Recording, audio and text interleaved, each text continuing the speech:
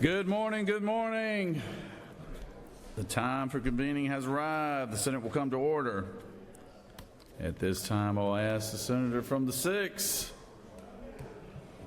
to give us a report on the journal. Good morning, Mr. President. The journal is sound.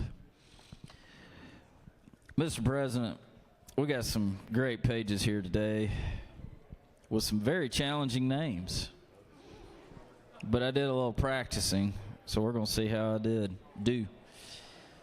Out of Fairburn, we have Casey Adakora. From Milledgeville, Yana Baladawala. From Augusta, Kirsten Coachman. Also from Augusta, Colton Crawford and Demontrez Gardner. From Hephzibah, we have Kalia Green and Amaya Green Ayers. From Savannah, Ava Herndon. From Augusta, Kevin Mays. From Marietta, Sahil Patel. From Kathleen, Eleanor Perdue. From Johns Creek, Amber Quinn. From Cordele, Stefan Robinson. From Milledgeville, Session Roshan. From Milton, Nathan Sivaganesh. From Stockbridge, Lucy Sollers. From Valdosta, Charlie Tyre. And from Hephzibah, Isaiah Young. Y'all give these pages a big round of applause. We appreciate y'all being here to serve the great people of the great state of Georgia. Mr. President, the journal has been read and found to be correct. I move we dispense with the reading of the journal. All right, thank you, Senator, and thank you for the pages that are here today as well. We appreciate all the young people coming out and spending time with us today.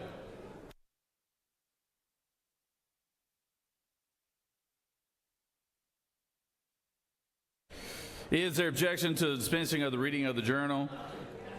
Chair hears none. The reading of the journal is dispensed with. Is there objection to the confirmation of the journal? Chair hears none. The journal is confirmed. All senators who have bills and resolutions to introduce, please bring them to the Secretary's desk at this time. We have first reading and references to Senate bills and resolutions. Secretary? Senate Bill 44 by Senator Settler of the 37th and others. A bill to be entitled an act to amend. Education. Senate Bill 485 by Senators Payne of the 54th and others. A bill to be entitled an act to amend Article 1 of Chapter 10A. Regulated industries. Senate Bill 486 by Senators Dolezal of the 27th and others. A bill to be entitled an act to amend Chapter 3. Judiciary. Senate Bill 47 by Senators Hickman of the 4th and others. A bill to be entitled an act to amend Part 2 of Article 2 of Chapter 14 of Title 20 of the Official... Education and Youth. Senate Bill 488 by Senator Setzler of the 37th and others. A bill to be entitled an act to amend Chapter 1 of Title 51 of the Official Code of Georgia Annotated. Senate Bill 489 by Senators Goodman of the 8th and others. A bill to be entitled an act to amend Chapter 11 of Title 4... Senate Bill 490 by Senators Wicks of the 34th and others. A bill to be entitled Education and Youth. Senate Bill 491 by Senator Setzler of the 37th and others. A bill to be entitled an act to amend an act. State and local government. Senate Bill 492 by Senator Setzler of the 37th and others. A bill to be State and local government. Senate Bill 493 by Senators Kemp of the 38th and others. A bill Education and Youth. Senate Bill 494 by Senator Summers of the 13th and others. A bill to be entitled... State and local government. Senate Resolution 744 by Senators Brass of the 6th and others. A resolution recognizing May 2nd, 2026 as Stilettos on Steel Day, an International Female Ride Day in Georgia, and for other purposes. Rules. Mr. President, that completes the order. First reading and references of House bills. House Bill 944 by Representatives McDonald III of the 26th. A bill to be entitled an act to amend... Transportation. House Bill 1015 by Representative Workerheiser of the 157th. A bill to be entitled... Insurance and labor. House Resolution 1050 by Representatives Green of the 154th and others. State institutions and property. House Resolution 1051 by Representatives Green of the 154th and State others. institutions and property. Mr. President, that completes the order.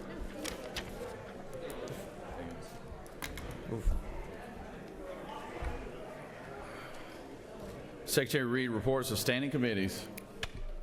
Mr. President, the Senate Committee on Education and Youth has had under consideration the following legislation and has instructed me to report the same back to the Senate with the following recommendation. Senate Bill 471, do pass. Senate Bill 369, do pass by substitute. Respectfully submitted, Senator Hickman of the 4th District, Chairman. Mr. President, the Senate Committee on Retirement has had under consideration the following legislation and has instructed me to report the same back to the Senate with the following recommendation. Senate Bill 452, do pass. Senate Bill 157, do pass. Respectfully submitted, Senator Williams of the 25th District, Chairman. Mr. President, that completes the order.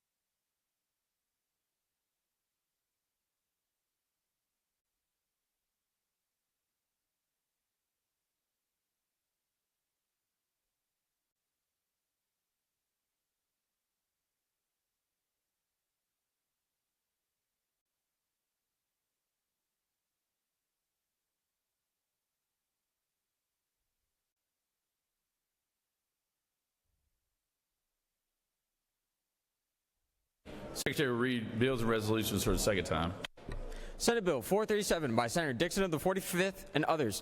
State building, plumbing, and electrical codes. Acknowledgement of an applicant's use of a private professional provider to conduct a plan review or inspection. Provide. Senate Bill 476 by Senator Tillery of the 19th and others. Income Tax Reduction Act of 2026. Enact. Senate Bill 477 by Senator Tillery of the 19th and others. Income taxes. Personal income tax rate. Reduce. Mr. President, that completes the order.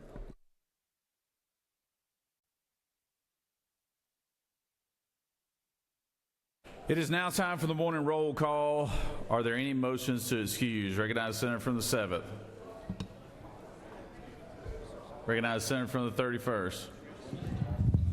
Mr. President, I ask unanimous consent to excuse the senator from the 16th for business outside the Capitol. Without objection, the Senator from the 16th is excused. Recognize the Senator from the 44th. Thank you, Mr. President. I'd like to ask for unanimous consent to excuse the senator from the 22nd for business inside the Capitol. Without objection, the Senator from the 22nd is excused. Recognize the Senator from the 33rd. Thank you, Mr. President, and good morning, y'all. I ask unanimous consent to excuse the senator from the 5th for business outside the Capitol. Without objection, the Senator from the 5th is excused. Recognize the Senator from the 29th. Yes, Mr. President, I ask for unanimous consent to excuse the senator from the 56th for business outside the Capitol and the senator from the 30th for business inside the Capitol. Without objection, the senators from the 56th and the 30th are excused. Any other motions to excuse? Secretary will call the roll. Senators, signify your presence by voting the yea switch. Secretary, unlock the machine.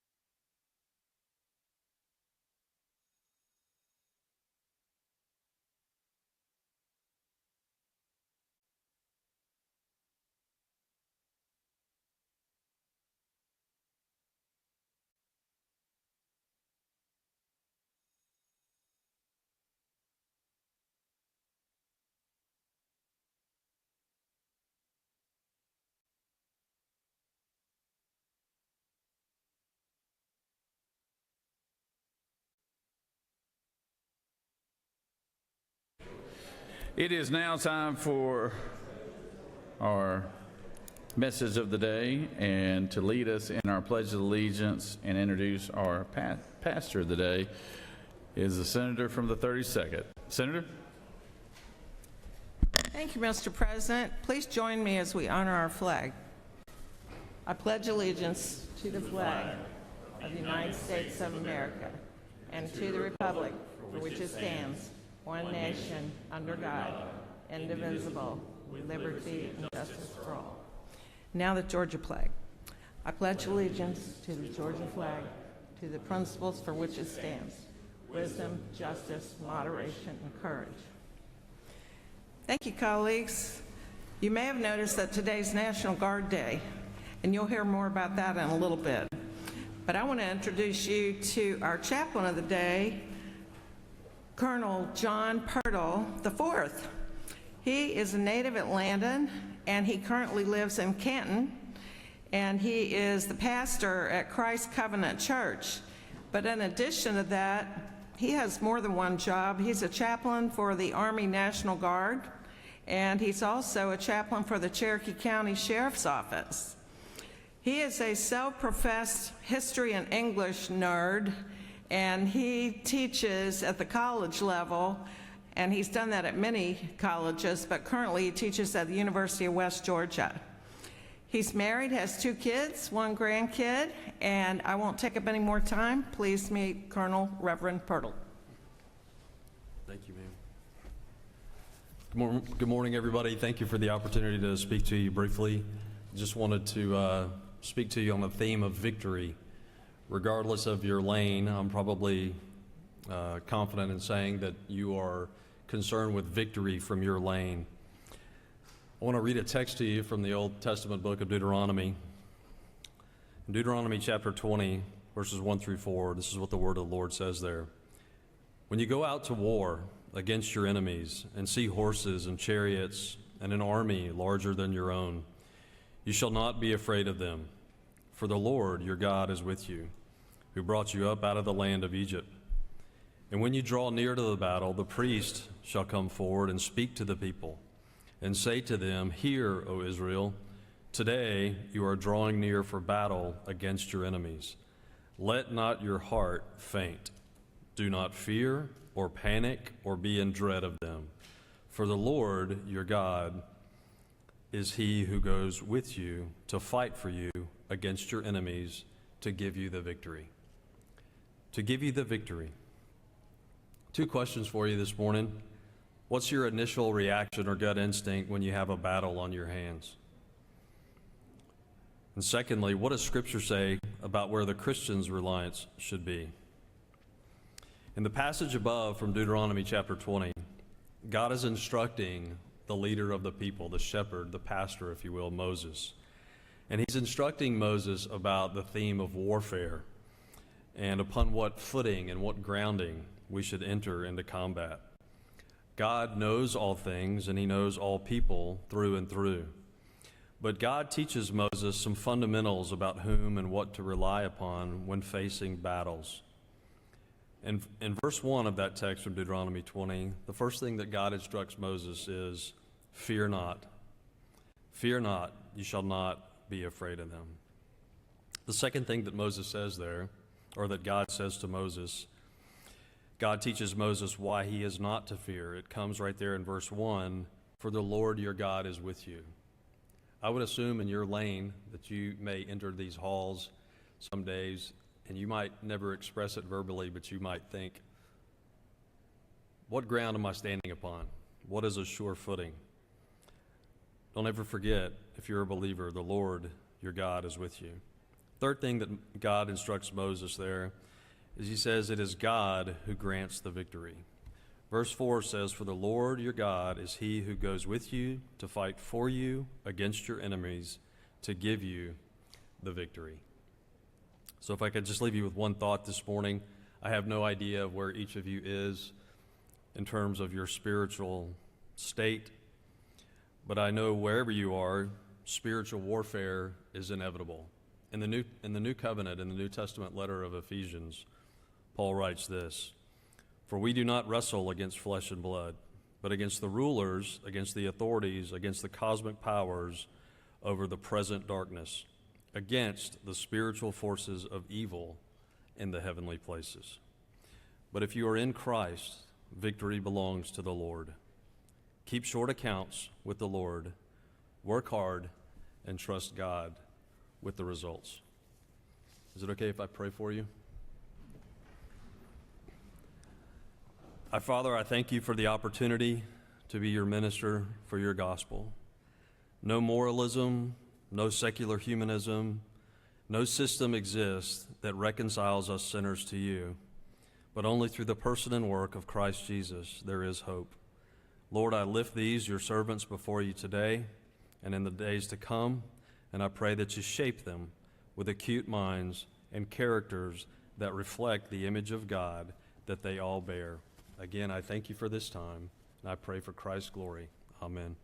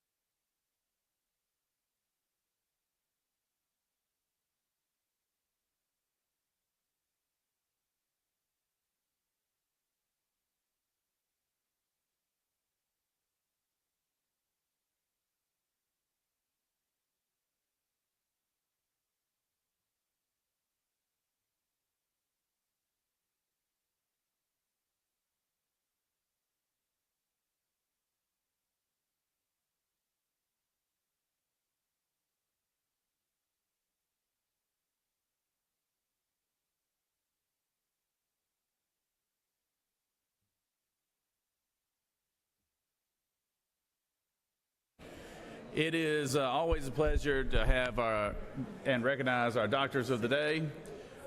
We have another very special physician here today, and always glad to have each and every one that will come and volunteer their time.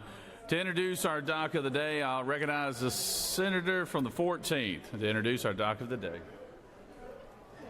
Thank you, Mr. President. Good morning from the medical capital of Georgia, Senate District 14. I'm honored once again today to introduce our doctor of the day. Today's doctor is Dr. Kristen Higgins. She is the Chief Clinical Officer at the City of Hope Cancer Center, Atlanta, located in Noonan. She is a radiation oncologist who did her training in Durham, Duke University Medical Center. She, in her own words, the kind of doctor you don't want to see, but hopefully she will be able to handle any of your broken odds and ends today down in the Capitol Clinic on the second floor, and we hope that's not necessary. Please help me welcome Dr. Kristen Higgins to the Capitol. Thank you all so much. It's a real honor to be here, and I just wanted to thank you for everything that you do, working on all of the legislation for the people of Georgia, and really helping us to be as healthy as we can be and have the best health outcomes. That's near and dear to my heart. So just thank you for all of your hard work. It does not go unnoticed. And please come visit me in the first aid station if you have any symptoms at all. So happy to be here. All right, thank you. Thanks very much.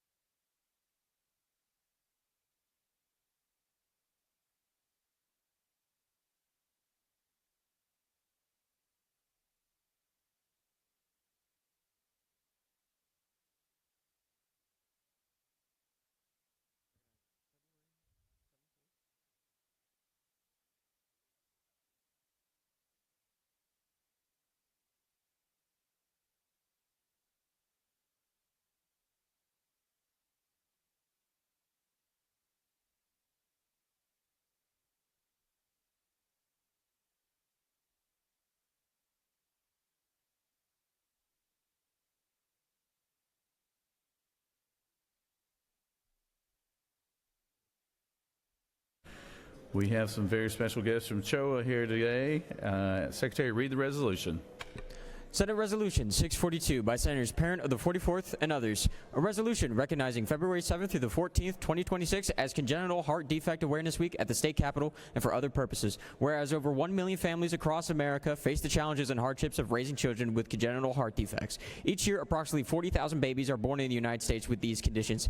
And now, therefore, be it resolved by the Senate that the members of this body recognize February 7th through the 14th, 2026 as Congenital Heart Defect Awareness Week at the state capitol. Mr. President, that completes the order. Is there objection to the adoption of resolution? Chair hears none. And the resolution is adopted. Recognize the senator from the 44th to speak to the resolution. Thank you, Mr. President. It is my true honor to present the resolution to recognize this week as Congenital Heart Defect Awareness Week at the Capitol. We have a whole panoply of very special guests up here with me today. We've got Hope and Will, Children's Healthcare of Atlanta's beloved mascots, recognizable to all of us. We also have two of our therapy dogs who you can't really see right now, which I'm struggling with because I want y'all to be able to see them during the presentation, but they'll come back around, and they do such a great job. Some other representatives from CHOA and from the Heart Association, and most special, we have the 5 members of the Hudson family, Marquarius, Joy, Royal and Saint, and baby Joelle. Joelle is 22 months old and was diagnosed while young, obviously, with a CAVV. This means, this is a congenital heart defect, and it means that her heart has one large shared valve instead of two separate ones. Joelle's condition impacts 1 in every 15,000 to 17,000 births each year. As a matter of fact, heart defects are the most common birth defects in the United States, affecting for approximately 40,000 babies born each year. These conditions vary in type and severity. There could be a small hole between the two upper chambers of the heart or a hole between the two lower chambers. Each of those conditions would prevent proper blood flow throughout the body. Or perhaps someone could be born with a connection between the two major arteries of the heart that does not close after birth. There are many others. Some of these congenital heart defects are diagnosed at birth, but many others are not. And if undiagnosed, could lead to cases of sudden cardiac death, especially in young athletes. And despite all of the alarming statistics, and that this is the most common birth defect in our country, newborns and young athletes are not regularly screened for heart defects. This congenital heart defects are very near and dear to my heart in particular. One of my beloved aunts, my Aunt Mary Ann, who we called Aunt Mouse, she passed away a few weeks ago due to heart failure from her congenital heart defect. She was not diagnosed until she was about 20 years old. She collapsed at a dance and had to be rushed to the hospital, and that's when her congenital heart defect was discovered. When her death occurred a few weeks ago, she was 78 years old. So she really was a miracle of modern medicine. But it was a battle for her entire life. And as she grew older, her malfunctioning heart led her to have to be frequently in the hospital for severe atrial fibrillation.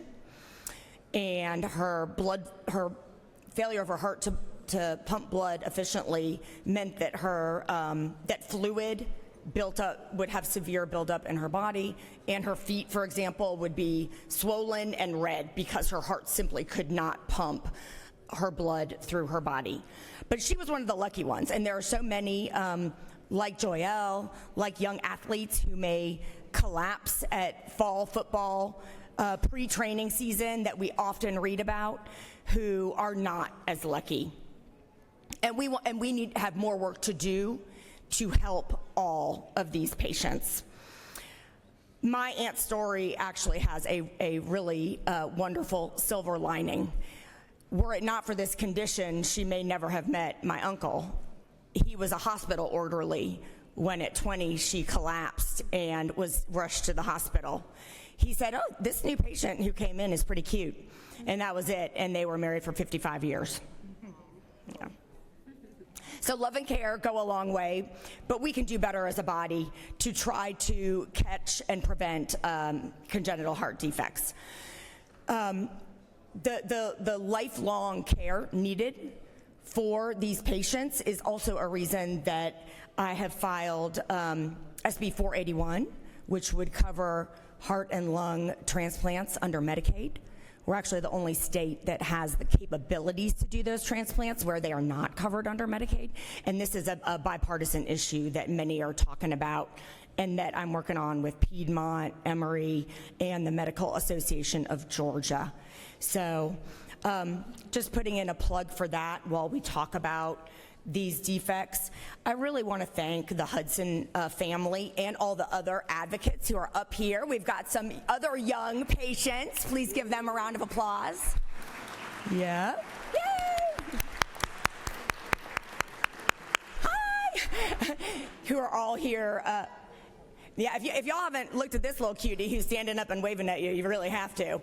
She's a firecracker, clearly. Thank you for coming and educating us.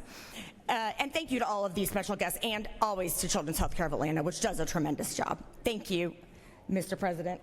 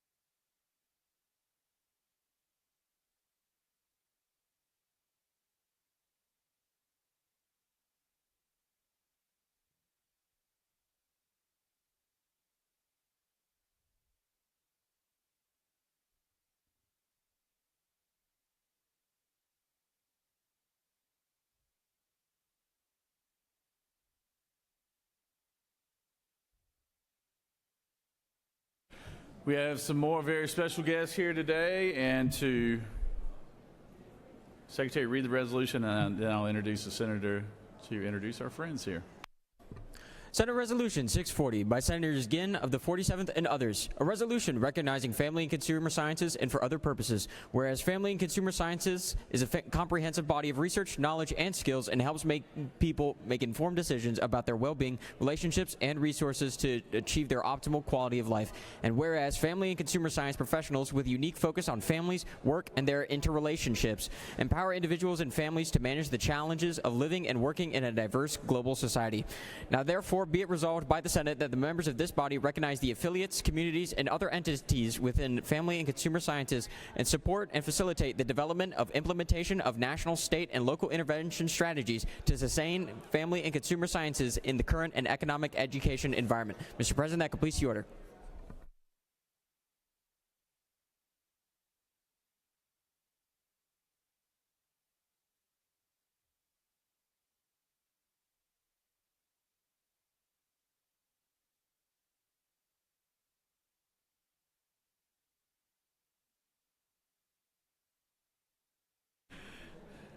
Is there objection to the adoption of the resolution? Chair hears none. The resolution is adopted. Recognize the senator from the 47th to introduce our friend. Thank you very much, Mr. President. You know, I look over here at my president, and it's always great to be a bulldog. You know, and it's even better today, where I've got a whole platform full of folks that are all good bulldogs from the University of Georgia Family and Consumer Science. Today we want to honor their service to Georgia and what it means. Because, you know, you can look at me and I can look at y'all, and I know that we all like to eat. We all like to eat healthy. We like to eat economical. We like to live well. And that's what FACTS is all about. And to me, I can tell you a little bit of personal side of things. As a 1949 graduate of the University of Georgia College of Home Economics, my mom was a predecessor to what we today call FACTS. I'm going to call on Dr. Allison Penn to introduce our platform guest and talk a little bit about what's going on at the University of Georgia FACTS program. But before I do, I've got one FACTS student up here, and I'm going to ask her to step forward. I want everybody in here to recognize Bella Brim. Bella is a fac student today. She'll be graduating this semester, or at the end of this semester. She's from Dawson, Georgia, and she's what makes our office tick. It's great to have, I think she's my 16th fac student up here at the Capitol, and it's great to have Bella here with us, but I wanted to introduce y'all all to her, and y'all to her, and her to y'all. So Dr. Penn said I'm going to let you come on up here and speak a little bit to the resolution, but let's give them a warm welcome and a go Dogs!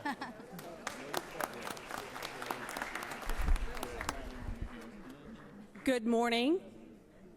On behalf of the Family and Consumer Sciences profession, which includes our Georgia Family and Consumer Sciences teachers, students in high school and college, and other representatives of Family and Consumer Sciences, thank you, Senators and Senator Ginn and Senator Calzert as well. And Senator Calzert and President Jones for recognizing today as Family and Consumer Sciences Day.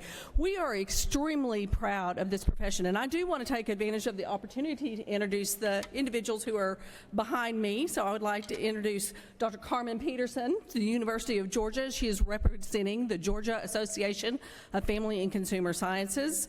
Kayla Hartline, who is up there in Chautauqua County, who is representing the Georgia Association of Family and Consumer Sciences. Angelica Bridges, one of my very own Family and Consumer Sciences agent, who is an extension agent in Bartow County. And Julie Patterson, who is representing the Georgia Association of Family and Consumer Sciences and is with the University of Georgia College of Family and Consumer Sciences. So as Senator Ginn alluded, we make a difference in family and consumer sciences in the lives of people across this state.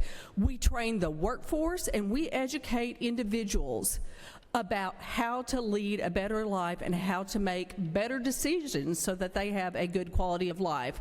We educate individuals about health, about finance, about consumer economics, about human development across the lifespan, about how to raise their children, how to be good parents, how to feed their family well. And we do this through a profession that is broadly stretched across the state of Georgia. It is our pleasure and our honor to be represented with you today and to have the opportunity to enjoy the recognition that you all provide us by proclaiming today Family and Consumer Sciences Day.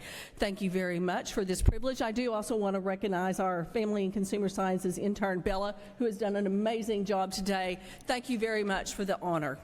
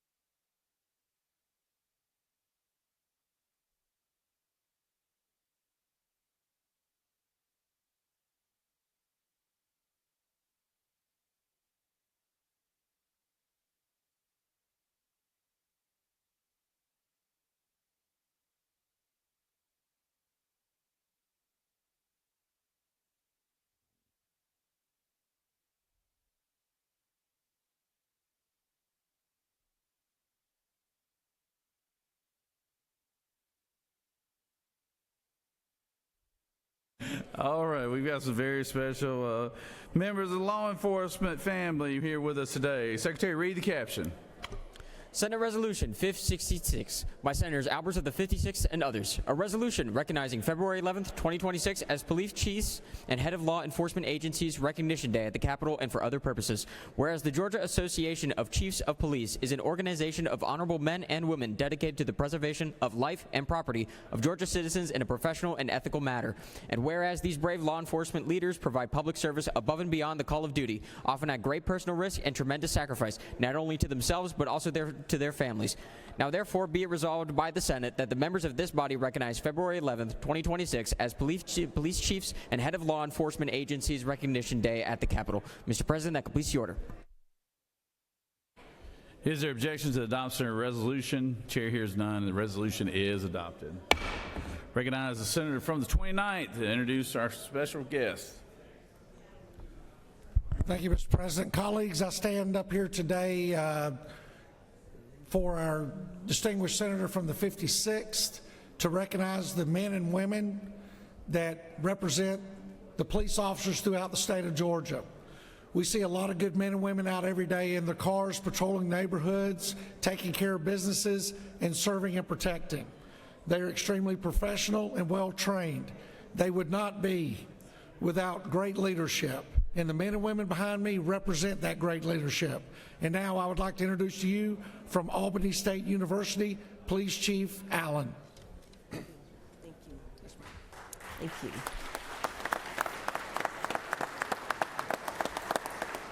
Thank you. Greetings and good morning to all the guests and those that are distinguished guests that are assembled here on today.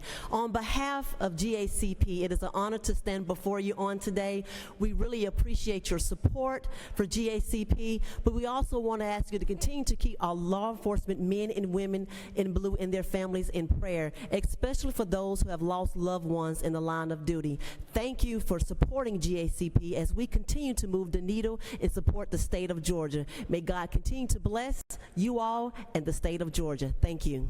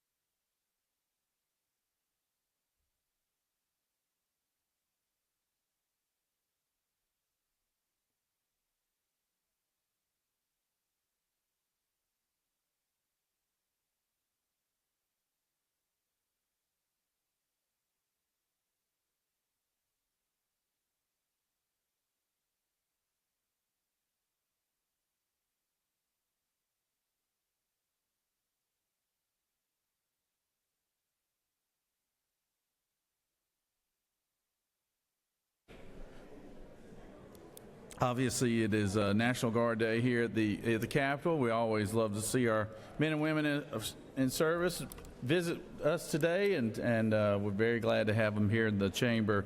And Secretary, read the resolution, and then I'll introduce the senator who will introduce our good friends here. Senate Resolution 701 by Senators Payne of the 54th and others. A resolution recognizing February 11th, 2026 as National Guard Day at the State Capitol and for other purposes. Whereas the Georgia Department of Defense is headquartered at the Clay National Guard Center in Marietta, Georgia, and includes the Georgia Army National Guard, the Georgia Air National Guard, and the Georgia State Defense Force. And whereas the Georgia Department of Defense consists of more than 11,600 Army National Guard soldiers, 2,900 Air National Guardmen, 500 State Defense Force volunteers, and nearly 500 state employees. And now, therefore, be it resolved by the Senate that the members of this body recognize February 11th, 2026 as National Guard Day at the State Capitol and commend the men and women of the Georgia National Guard for their strength, leadership, courage, and selfless service. Mr. President, that completes the order. Is there objection to the adoption of resolution? Chair hears none. The resolution is adopted. Recognize the senator from the 54 to introduce our special guest. Thank you, Mr. President. Good morning, family. Today is a very special day to have these fine folks with us. The best of our state has to offer are here with us today. Today we are here. I've done a resolution. We're to honor the Army National Guard, the Georgia Air National Guard, and the Georgia State Defense Force. Without these entities, it's not just a state issue, but a national issue and an international issue, because since 2001, September 11, 2001, more than 35,000 soldiers and airmen have been deployed around the world to our nation's defense. And it's my honor to introduce Major General Wilson, and he's going to introduce the folks he has with him. Okay, excellent. Here we go. Thank you so much. Yeah. Hey, well, good morning. Lieutenant Governor, sir, thank you as well, members of the Senate. Just thanks a ton for allowing us to be here. I've got the entire team with me. So the Deputy Adjutant General, Mr. Joe Ferrero, Jason Fryman, who commands the Georgia Army National Guard, Chief Dent is our senior enlisted advisor for the Georgia Air National Guard, and then Tony Dill, Colonel Tony Dill, retired Army Special Forces Colonel, who we get back into our state defense force, and Tony does a great job with those folks. So we've got the whole team here with us, and we're excited to be here. So these guys never brag on themselves, so I'm going to ask you just to bear with me for a few minutes, because I'm going to brag on them and the folks that we have in the stands for just a few minutes. Again, excited to be here. I'm honored to be able to get up here and just share a little bit with you. Most importantly, I want to just highlight some of the accomplishments of the 15,000 men and women that make up the Georgia Army National Guard, the Georgia Air National Guard, volunteers from our Georgia State Defense Force, our federal and state civilian employees, all the folks that just make up the team. These men and women selflessly serve our state and our nation, and they do it all over the world, both at home and abroad, and they do it with distinction and with courage.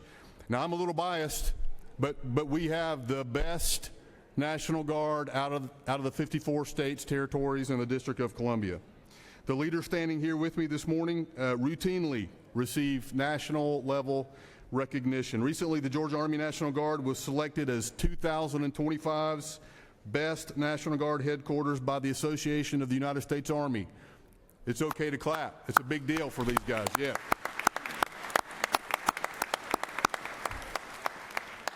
Your Army National Guard won that award for 2025.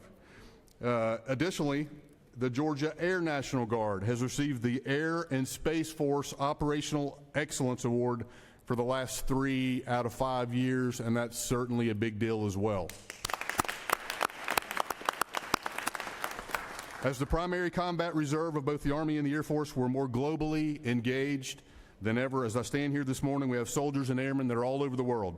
They're in every geographic combatant command, not only protecting our own vital interests, our national interests, but assisting our partners and our allies with additional security in places like Europe, South America, the Pacific, Africa, the Middle East, and then right here in the United States. We've got folks today helping out along our southern border and then providing additional security at our nation's capital. But that's not all that this team does. Unique to the National Guard is our ability to respond at the direction of the governor when we're needed right here at home. Just 2 weeks ago, we assisted our local communities and state partners during Winter Storm Fern, primarily focused on some counties up in the northeastern part of the state, but the team just did a great job helping out. 2 years ago, these same men and women played a critical role in the state's response and recovery efforts during Hurricanes Debbie, Helene, and Milton, working side by side with first responders and our county and state partners. Some of the teammates that have been involved in all of this, deploying around the world or helping out right here at home, some of them are with us here this morning. I'm going to embarrass them a little bit. I'm going to ask them to stand. Some of them are in the balconies up there above us. Please stand, and then I would ask you all to please join me in just recognizing them for their unparalleled service and sacrifice to our state and our nation. Please stand. Please stand. Yeah.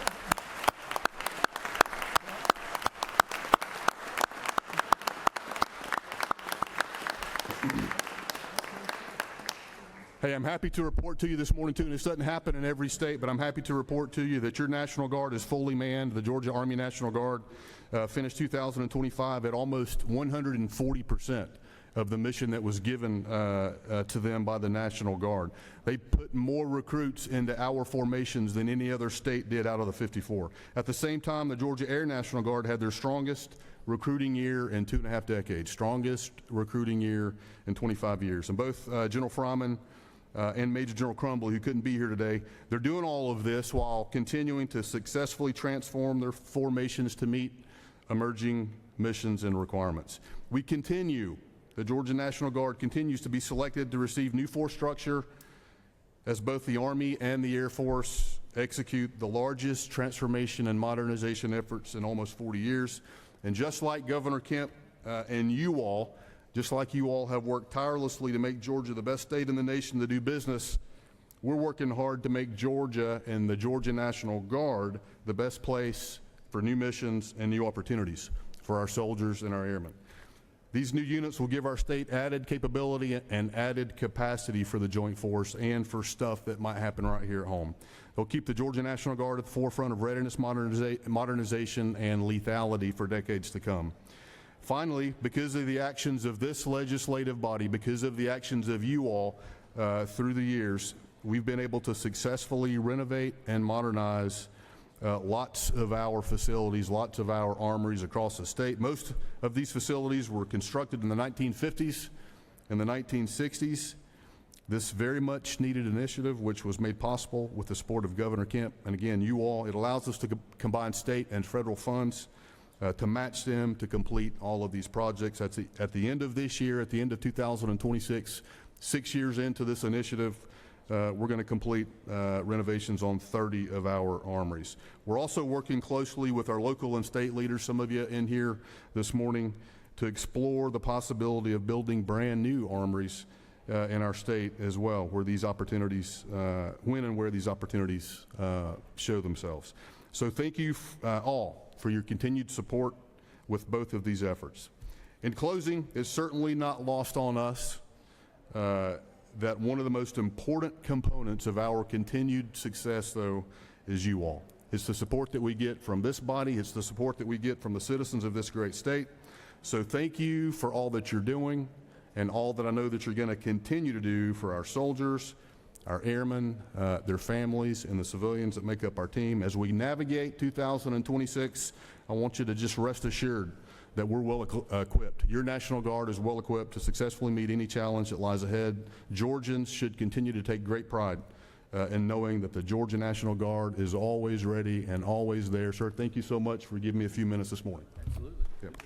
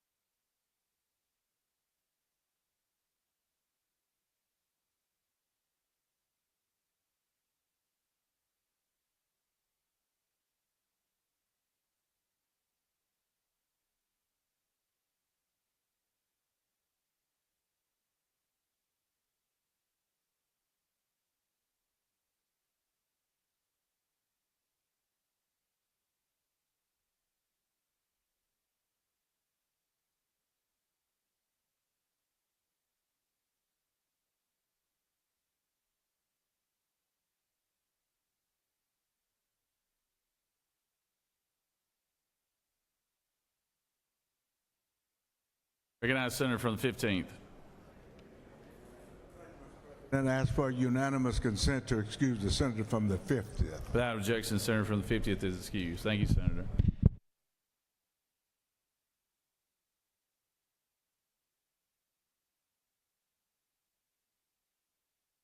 Are there any unanimous consents? It is time for points of personal privilege. I recognize the Senator from the 12th for a point of personal privilege.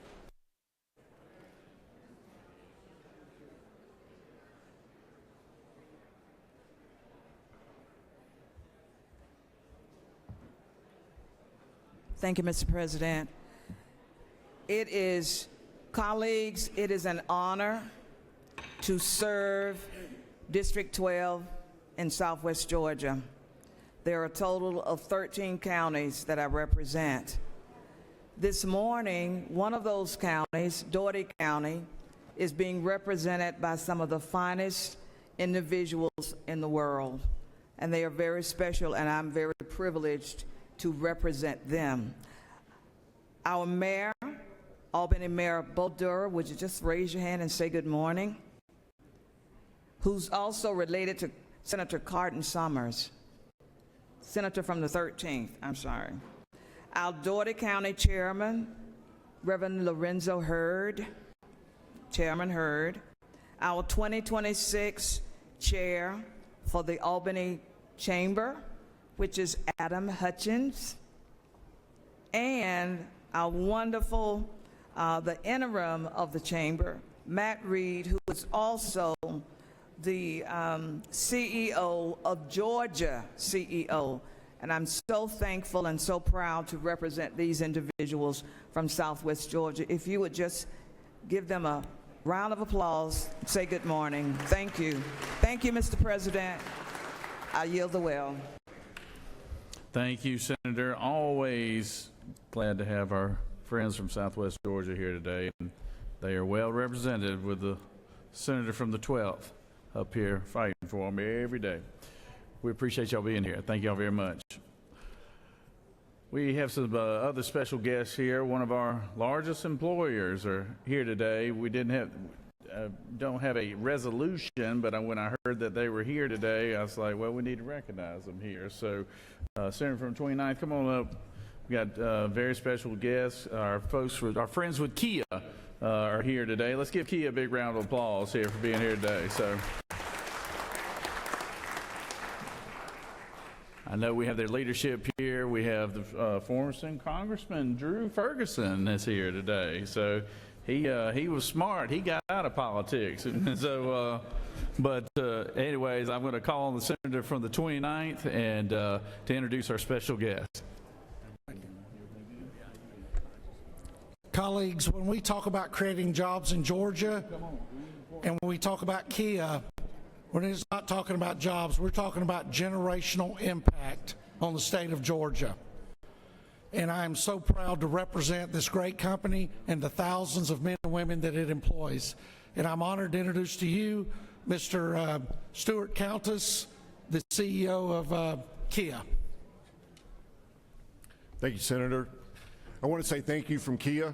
You guys have been great supporters. We've now been in existence 19 years and been producing cars in the state of Georgia. Just a small point, we made our 5 millionth car last week, which is a great accomplishment for any auto company, but certainly all of those were built by Georgians, so thank you.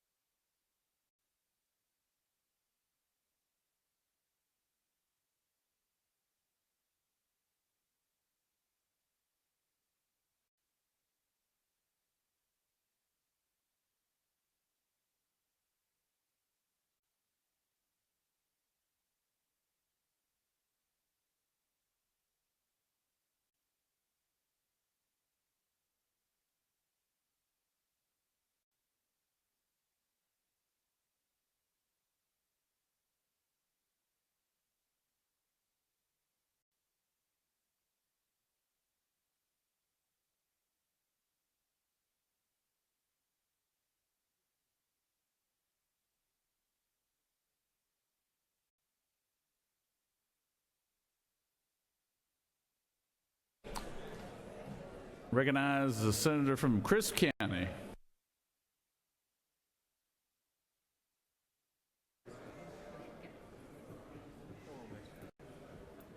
Step up on this thing right here. Look at all these folks here. Good morning, everyone. Good morning. I want you all to meet Carter Jane Smith. I'm going to tell you a little bit about this young lady here. She is from Crisp County, and today Crisp County is having a function for everybody in the Blue Room at 5 p.m. If you'll notice on your desk, you got some pecans, and they'll be serving food and telling you all about the things that the legislature does for Crisp County. So while we're here, Miss Carter, this little young lady here, here's her story. Now listen to this now. If you don't find this fascinating, something's wrong. She lost her sloth while in Savannah. And they looked for it and looked for it and looked for it. And her dad, Kenny Smith over here, went around looking for her sloth. Well, a homeless man found her sloth.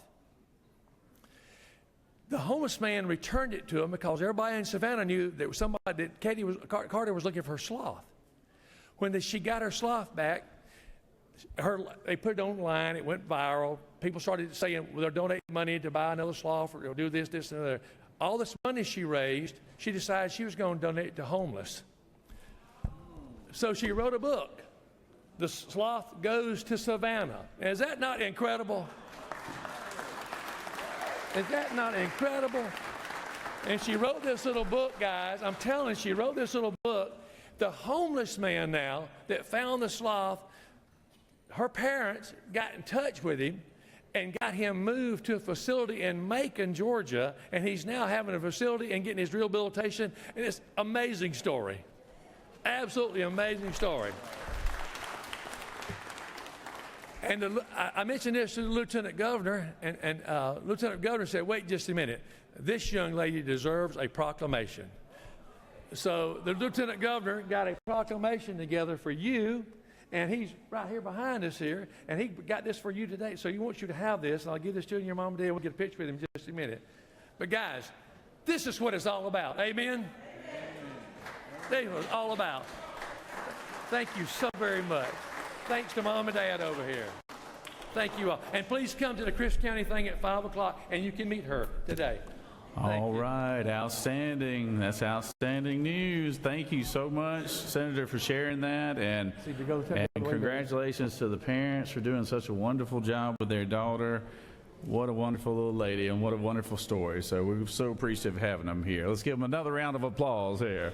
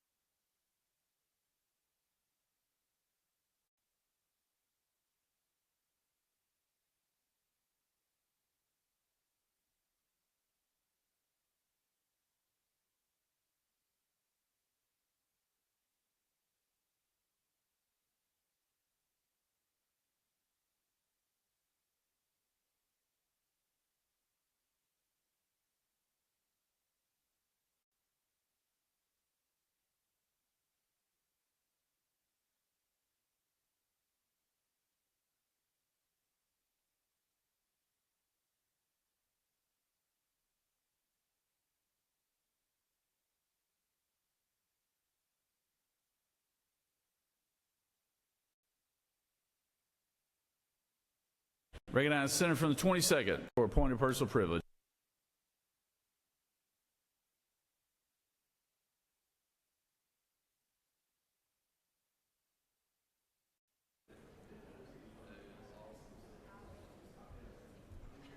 Thank you, Mr. President. I just want to talk about one group that's here today. I think they're actually now kind of touring the Capitol and doing some things. But the National Action Network is a civil rights organization in the United States dedicated, obviously, to conducting civil rights. They also have youth organizations located throughout the United States, and we have one of those organizations in Augusta, Georgia. These youth chapters are dedicated to service and improving the communities, and they are doing a great job within the Augusta area. As I stated, they're currently touring, but I did want to give a big welcome to them. But we also do have 3 of those members who are pages with us today. So I do want to welcome the National Action Network CSA Branch Youth Organization. Thank you so much, and I yield the well, Mr. President. Thank you, Senator. Recognize Senator from 36.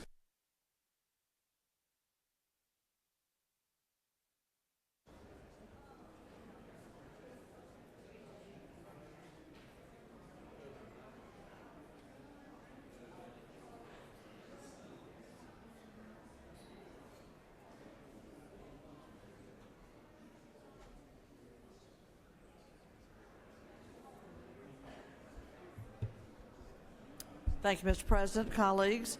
I want to reference something that a lot of you already know, and that is that this is Senior Week at the state capitol.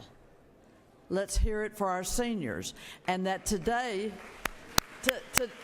today as well is the time to honor COAGE, the Georgia Council on Aging, who convenes seniors from across the state to come down and bring their issues, their concerns, their perspective, their life experience. And we are also very, very proud to today recognize this is the first, and it will be annual, Senior Day for Atlanta seniors. And so we have in our gallery today Atlantans who have come to be a part of Senior Week at the Capitol and to launch Atlanta seniors coming to the Capitol. So please stand and recognize these venerable, wise folks who have much to share and who this may be their first time at the Capitol, but it will not be their last. I thank you and appreciate you, and please stand and be recognized, those of you who've been able to wonderful. Thank you so much. Thank you, and don't be a stranger. We will see more of you, and of course we'll see you all year round right here in Atlanta. Thank you. I yield the well.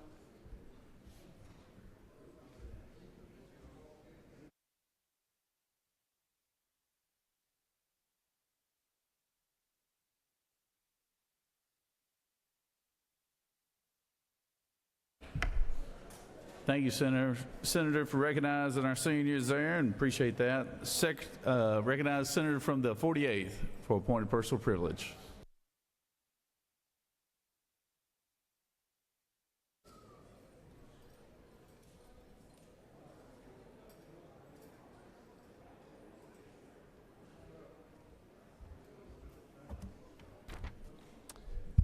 Thank you, Mr. President. Good morning, colleagues. In honor of Black History Month, I hope you'll join me in taking a moment to honor an incredible person in our nation's history, Condoleezza Rice.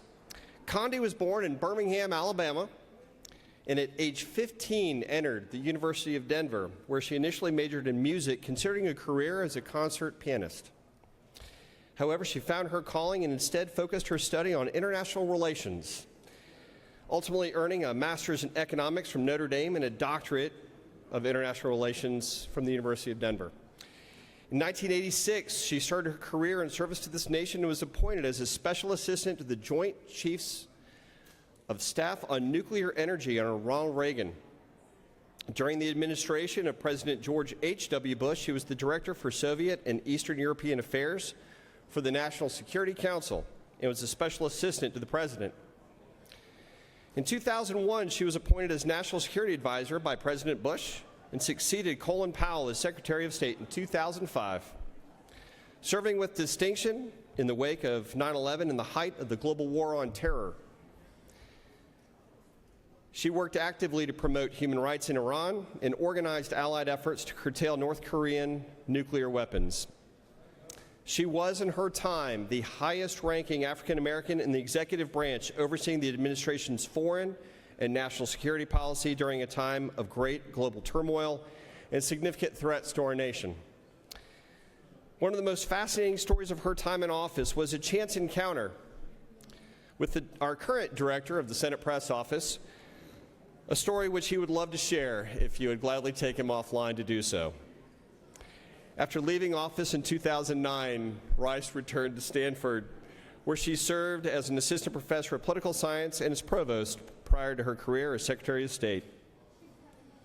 And in 2012, Senator from the 24th, Senator from the 24th, Senator from the 24th, Senator from the 24th. In 2012, Condoleezza Rice attained her greatest achievement, becoming the first of 2 women to be admitted as members of the Augusta National Golf Club. She is a proud representative of the Republican Party, and I hope you'll all join me in celebrating her today. Thank you, Mr. President.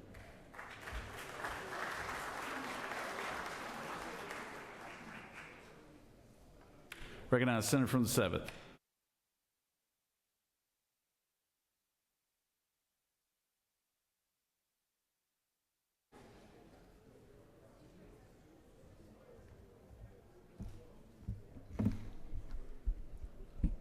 Thank you, Mr. President. I rise today to do a history lesson and to talk about property taxes, to address the GOP tax scam that will force the middle class, seniors, and small businesses to pay for yet another giveaway to the wealthy.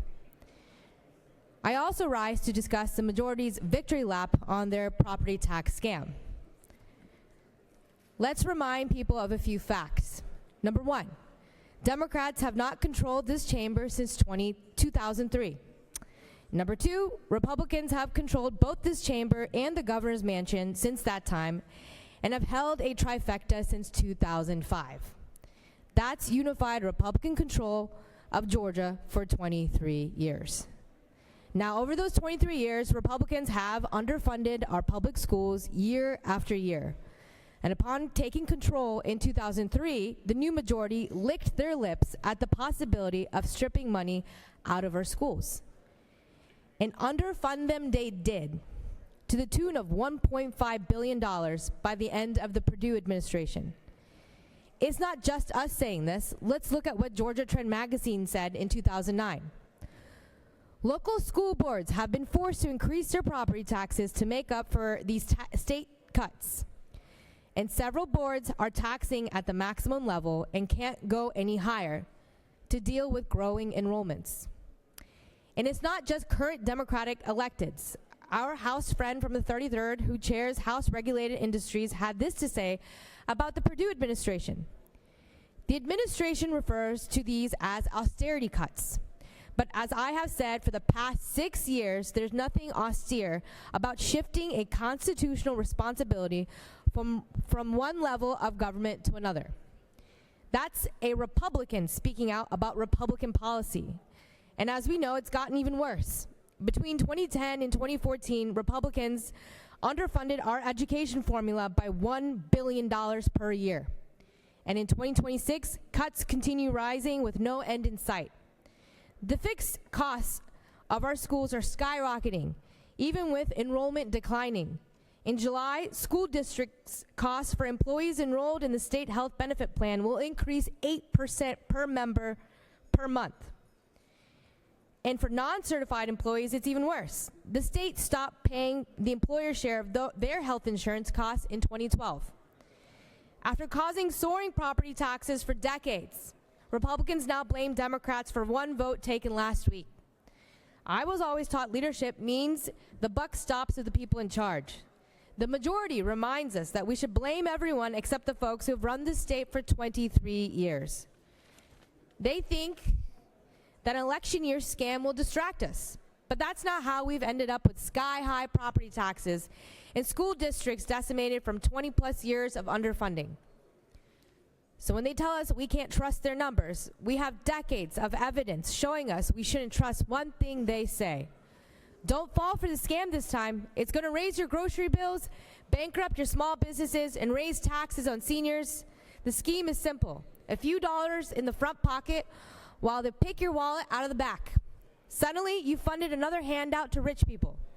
And don't fall for this property tax scam either. Republican education cuts drove your property taxes up. It wasn't a vote on a bill that hasn't even gone into law yet. And their solution, underfund your schools, defund your police, all so that they can get reelected and keep the state treasury open to the richest Georgians. Let's end the 23-year tax scam this November. Thank you, Mr. President. I yield the well.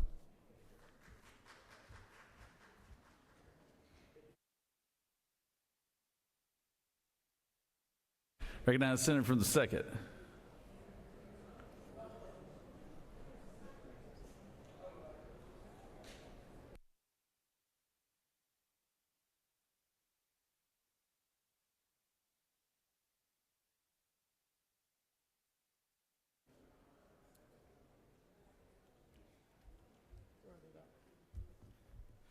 Thank you, Mr. President. This morning, I rise, colleagues. Today is Savannah State Day here at the Capitol. Savannah State is Georgia's oldest public historically black college university, founded in 1890, originally known as the Georgia Industrial College for Negroes. And we have a privilege today. We have the 15th president of the illustrious University of the Sea, Dr. Jermaine Worrell, our 15th president.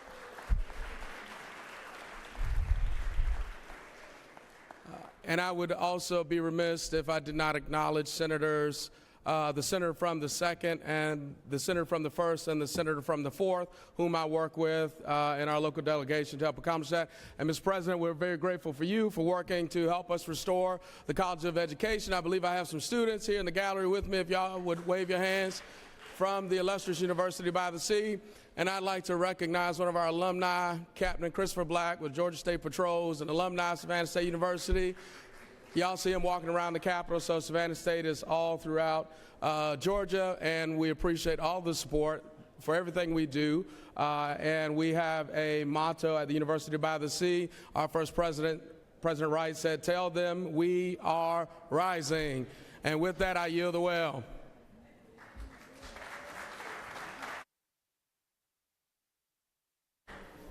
Thank you, Senator from the 2nd. We greatly appreciate our friends from Savannah State being here today and having their new president here. So very, very glad to have them here today. So we appreciate that. Recognize Senator from the 38th.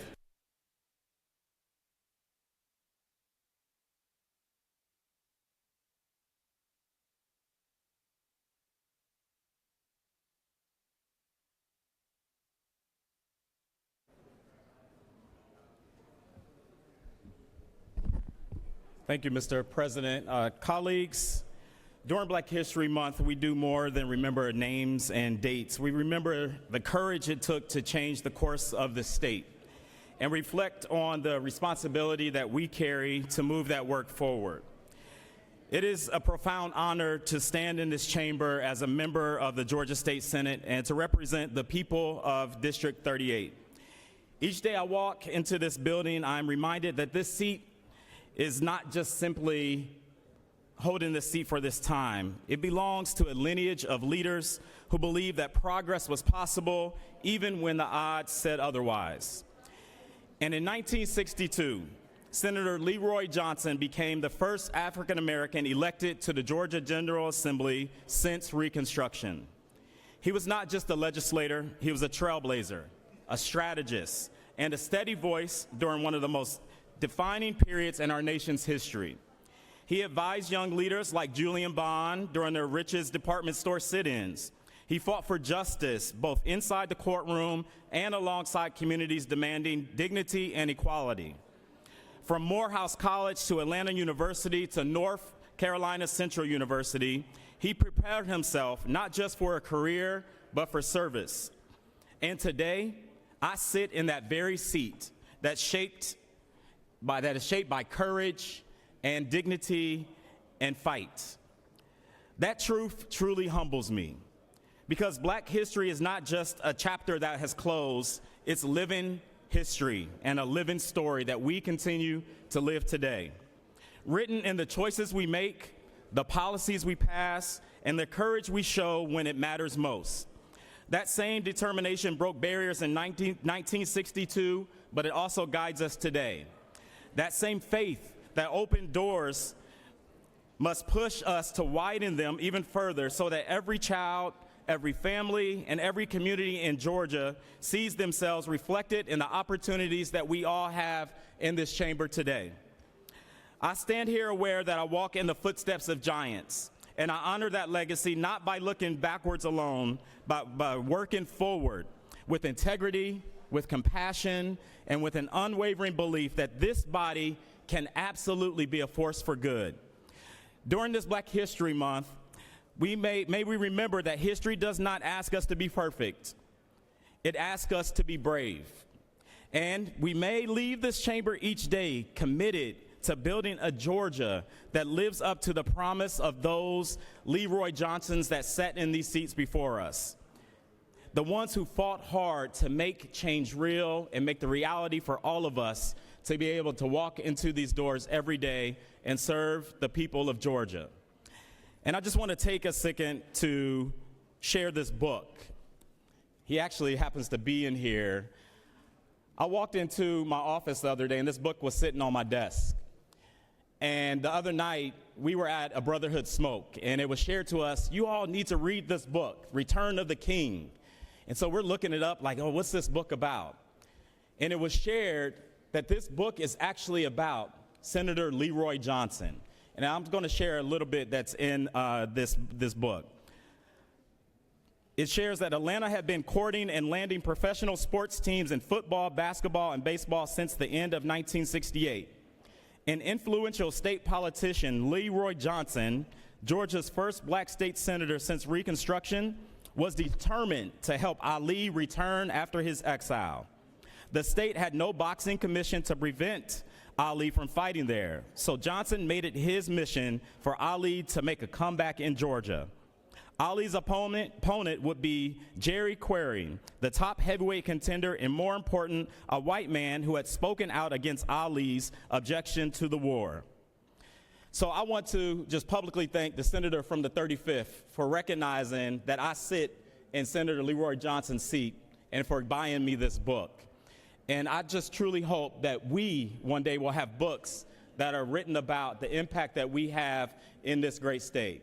And so, Mr. President, I yield the well.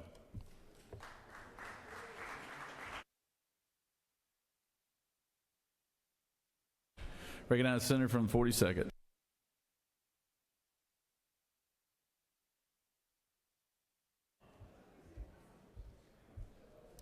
Thank you, Mr. President. Members of the Senate, two quick things. First, today we have our Council of Probate Court Judges here. I encourage you, assuming we ever get out of here today, but they started lunch downstairs. They'll be in 216, the Capitol, until 1 o'clock if you want to come see your probate court judges. Second, tomorrow is going to be After School Day at the Capitol, February 12th. It's hosted by the Georgia Statewide After School Network. It's an event that brings together after school and summer learning programs, including the Georgia Alliance of Boys and Girls Clubs, the Georgia Alliance of YMCAs, Los Niños Primero, Mercy Housing, and the Study Hall, and many more from across our state to recognize the critical role that after-school programs play in preparing Georgia's youth for success in college, career, and life. On your desk, you will see a fact sheet that talks about the Boost program. And it was funded with $12.5 million in the FY26 budget, something we discussed last year, and we talked about child care affordability as well, something we discussed with our study committee on that. This program is supporting after-school and summer programs that are critical in strengthening Georgia's future workforce, improving educational outcomes, supporting working parents, and fostering thriving communities. I hope you'll take a few moments tomorrow to join after-school and summer learning providers from across Georgia for a breakfast from 9 to 10:15 in the morning and 216 at the Capitol. Thank you, Mr. President. I will yield the well.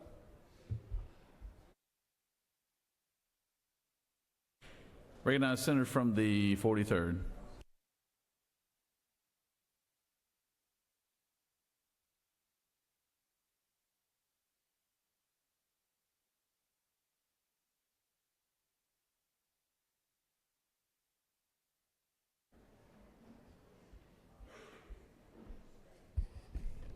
Thank you, Mr. President. Good morning, colleagues. I know you've heard that today is Senior Day at the State Capitol. And I am going to recognize some of the most phenomenal seniors that I know at East DeKalb Senior Center at Bruce Street, affectionately known as Lithonia Senior Center in the heart of Lithonia. They are the most loving young people with a variety of senior activities such as sewing, arts and crafts, line dancing, they really can dance, chair aerobics, yoga, group trips, health and wellness. Please welcome them to the state capitol, East DeKalb Senior Center in Lithonia at Bruce Street. Are they still up there? They may have left. All right. Thank you, Mr. President. I yield the will.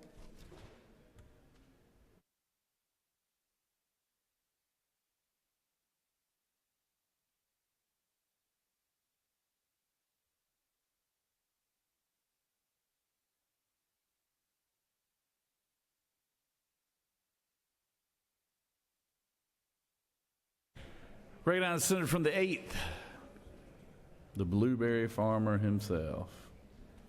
All-American blueberry man. Thank you, Mr. President. This personal point of privilege has three things I'm trying to accomplish here. First off, it's the Lowndes County Bird Supper tonight at the depot, so I hope everybody will come and enjoy that. And also, it's Black History Month, and so I wanted to tell a quick story. I've told this story before, and it took me 9 minutes then, Mr. President. I'm going to try to do it in about 2.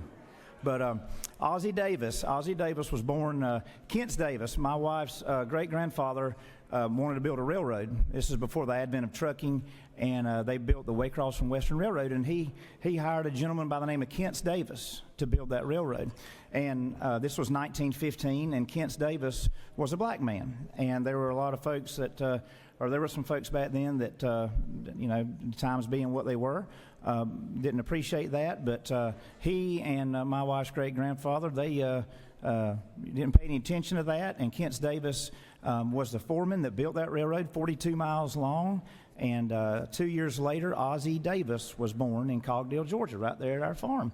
And so my wife's grandfather, who was born in 1914, they grew up together out there in those woods. And later on, Ozzie Davis moved to Waycross, and he went on to become an award-winning actor on Broadway. He was nominated for Tonys and Grammys and Emmys. He married Ruby Dee. He was a civil rights leader. He won the Kennedy Awards honors, and his life started right there in those piney woods in South Georgia. And so that's something that we're proud of, and proud of our family's relationship. I have a picture of my wife when she's a little girl, and Ozzie Davis is wearing a light blue leisure suit, and Kara's holding a baby doll.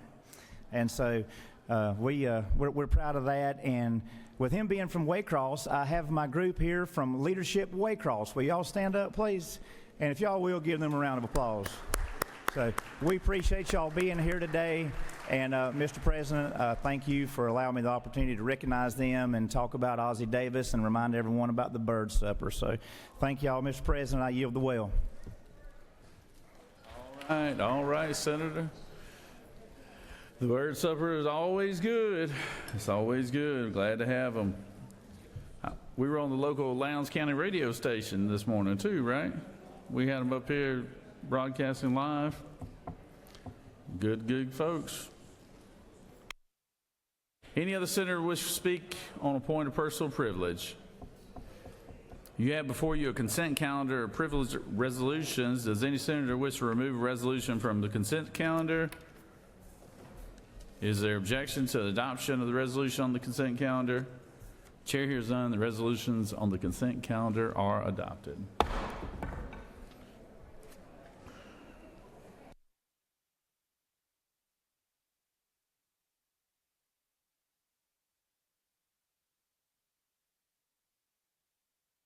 Are there any motions to withdraw or commit? Secretary, read the caption of Senate Bill 400.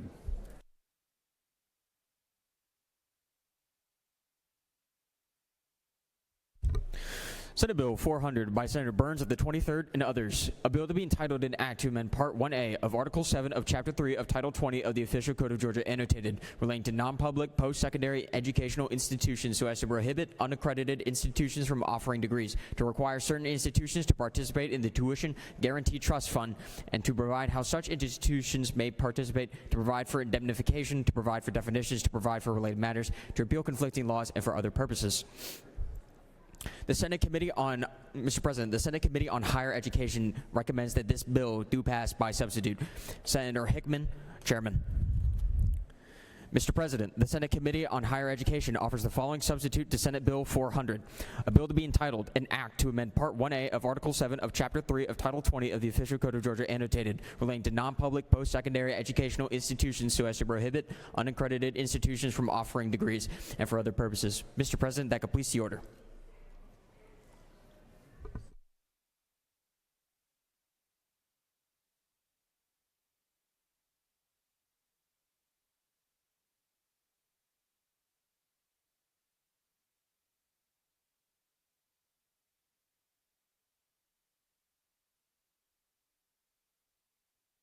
Recognize the senator from the 23rd to speak to the bill. Senator from the 23rd. Senator from the 23rd. Senator from the 23rd.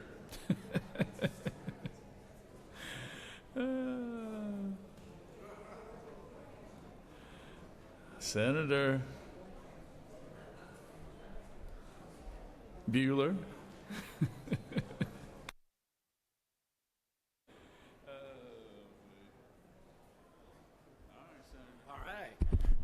Thank you, Mr. President. Colleagues, I have before you Senate Bill 400. This is an agency bill from the Georgia Non-Public Post-Secondary Education Commission. Many of you may not be familiar with the commission. It's a state agency that oversees and is responsible for over 358 authorized schools. We have additionally 60 applicants there. There are 81,000 students, and a gross tuition for this system, it's non-public, meaning it's private, is over $855 million. You have these schools in your districts and in your hometowns. I checked my Augusta area today, and there are 26 schools that are covered by the Non-Public Post-Secondary Education Commission. This is a bill that provides several key features for GNPEC. It allows the commission, it strengthens the commission and allows the commission to have oversight and control of bad actors. Occasionally, an independent school will come in, they'll set up shop in the storefront, they'll recruit students, they'll accept tuition, and then they fail to deliver services. And one of the things that the commission does is protect those students from bad actors. It provides the commission the ability to approve or deny courses or programs within the school, and without having to go through the administrative process, if they're denied and the school feels it is inappropriate, they can apply and appeal to superior courts. Basically, this commission protects students. It protects student records. So in this case, if a school were to abruptly close, the records of the students would be housed in shoeboxes and in closets. And the commission needs the ability to capture those records, to provide transcripts, to provide certificates or program credentials that have been earned so that the students are protected. One thing that we need to be aware of is there is a tuition guarantee trust fund. The Tuition Guarantee Trust Fund is the fund that allows the commission to backfill any undelivered service. So if a student comes in, signs up for a program, and is not completed, then the commission is able to say they can make that student whole or close to whole, even though the business may have gone bankrupt. So the Tuition Guarantee Trust Fund is adjusted to strengthen it. We've allowed for schools who are really good actors to provide a bond or a letter of credit in lieu of service, and then those others would pay in a small percentage, I think it's 0.1% of their tuition annually to have this coverage. So at the end of the day, I'll be happy to answer questions. I'll be happy to walk through the bill in detail, but I appreciate the consideration of the Senate and ask for your favorable consideration. I'll yield for questions, or I'll yield the well.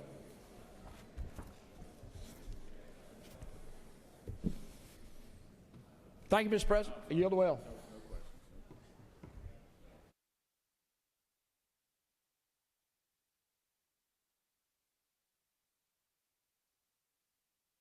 Does any other senator wish to speak for or against the measure?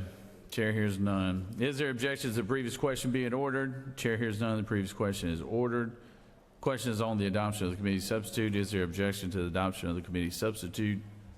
Hearing none, the committee substitute is adopted. Is there objection to agreeing to the report of committee which is favorable to the passage of the bill? Chair hears none. The report of committee is agreed to. Is there objection to the main question being ordered? Chair hears none. The main question is ordered. Question is on the passage of the bill by substitute. All those in favor of the bill vote yea. All opposed nay. Secretary, unlock the machine.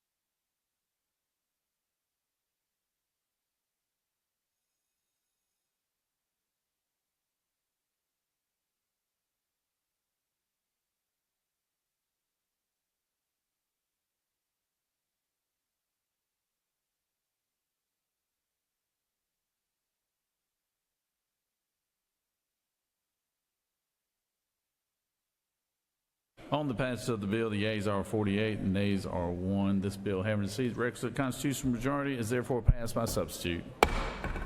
Senator from the 43rd, for what purpose do you rise? Thank you, Mr. President. I rise to ask for unanimous consent to excuse the senator from the 26th. Without objection, Senator from 26 is excused. Moving on to Senate Bill 444. Secretary, read the caption. Senate Bill 444 by Senator Kirkpatrick of the 32nd and others. A bill to be entitled an act to amend Chapter 46 of Title 33 of the Official Code of Georgia annotated relating to certification of private review agents so as to provide that certain decisions with regard to the provision of insurance coverage for healthcare services shall not be based solely on artificial intelligence systems, artificial intelligence, or other software tools, to provide for definitions, to provide for related matters, to provide for an effective date, to repeal conflicting laws, and for other purposes. Mr. President, the Senate Committee on Insurance and Labor recommend that this bill do pass. By Senators Harbin, Chairman. Mr. President, that completes the order. Recognize the senator from the 32nd.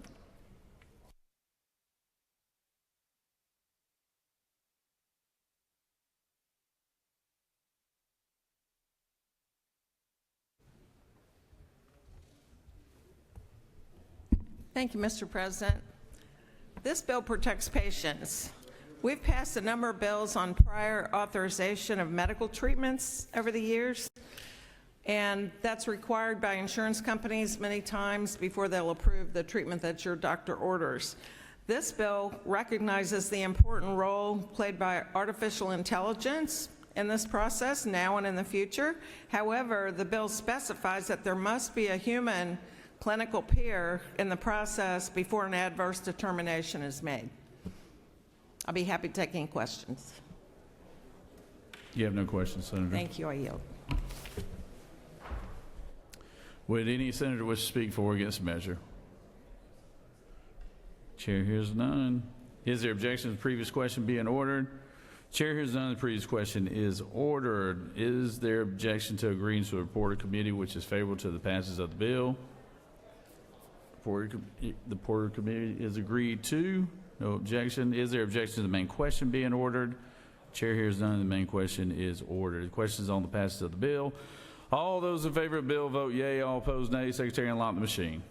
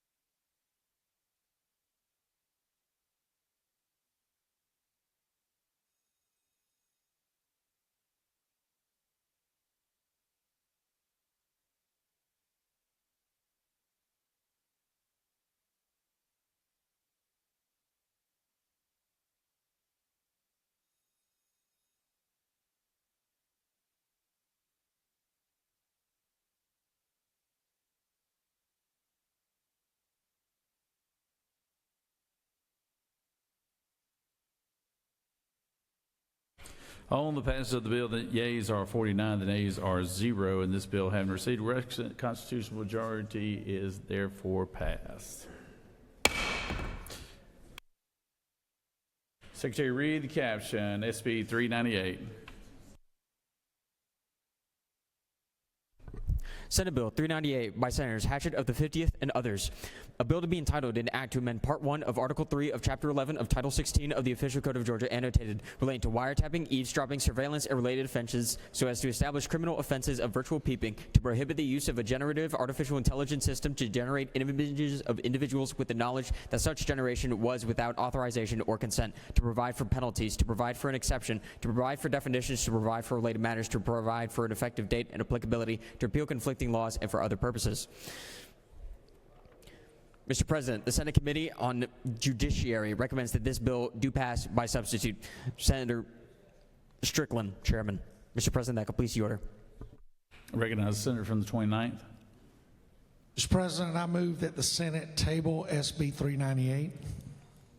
The senators move that we table SB 398. We had the author of this bill, the senator from the 50th, was had a little emergency he had to get back home to, so that's the only reason why we're tabling it. So just for everybody's information in here. So hopefully it's nothing serious, but just reach out to the senator and check on him if you get a chance. Is there objection? Without objection, Senate Bill 398 will be put to the bottom of the calendar.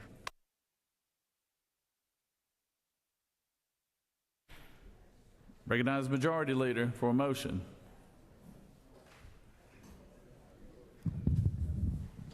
Mr. President, I move that the Senate stand adjourned until 10 a.m. Thursday, February 12th. Majority Leader has moved that Senate stand adjourned until 10 a.m. tomorrow morning. Secretary, read the announcements.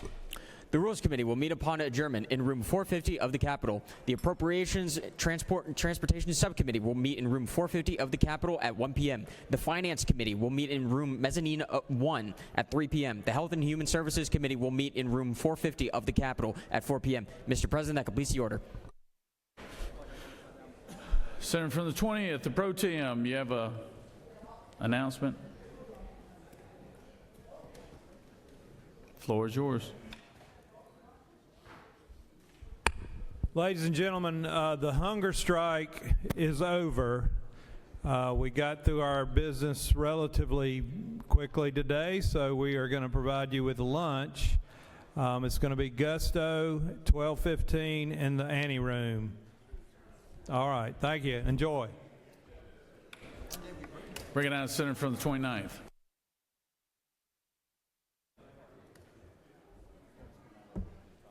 Thank you, Mr. President. I wanted to let everyone know that there will be a on-site air support of active threats demonstration over in Liberty Plaza at noon. It's less lethal use of drones and other tactics. There's a demonstration going across the street. Anybody that would love to come and see the technology, please come across. Thank you.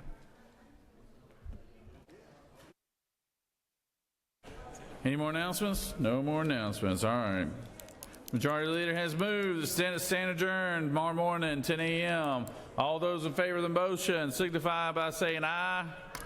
All those opposed, no. Ayes clearly have it. We're adjourned.